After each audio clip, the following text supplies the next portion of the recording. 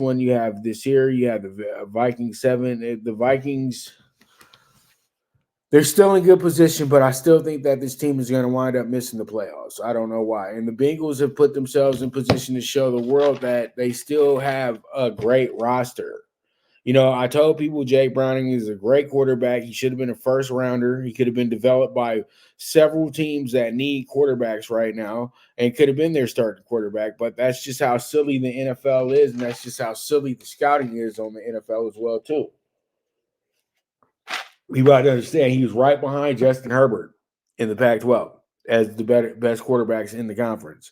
And he had a great year. He led his team to a top 5 situation, played in the CFP as well, too. So he is seasoned at leading teams. And, you got Josh Dobbs, a feel-good story. Everybody loves the Josh Dobbs story. So feel-good.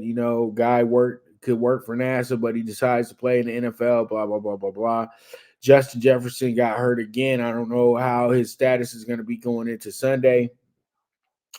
But, you got a Vikings team that really does need a better quarterback at the end of the day. Josh Dobbs is a great story, but he's not the guy that can deliver you to the playoffs, in my opinion. But they're right here. They're right here. This team struggled.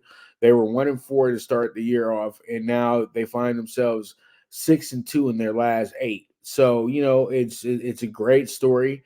The Vikings are playing, once again, great overall team ball. So this winds up being a game that really does become who wants it the most. And I think that the Bengals do. I think the Bengals are good to win this game by 4 or better. So I'm taking them with the -3.5. Jeff is going to be taking the Vikings in this game with the +4.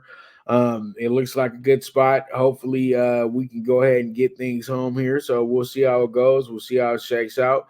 We move forward from there. We got the Steelers 7-6, Colts 7-6, -3 to the Colts, over under 42. Now I know why the Colts are the favorite, because the Colts have been good at home. The Colts have been good against teams that are not great offensively as well too. But the thing is, though, they're playing against a Steelers team that is a defensive dynamo, and they do know how to turn it on. But it's going to be tough because TJ Watt looks like he's going to be a game time decision, if anything. And pretty much you have a Colts team that is really now in a portion of the season they didn't really expect themselves to be in.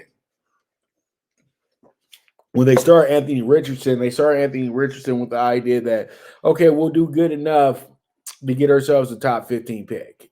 But when Gardner Minshew came in there and went to just win games, it changed the whole tone of this team. And so pretty much now the Colts are in position to lock down a playoff spot.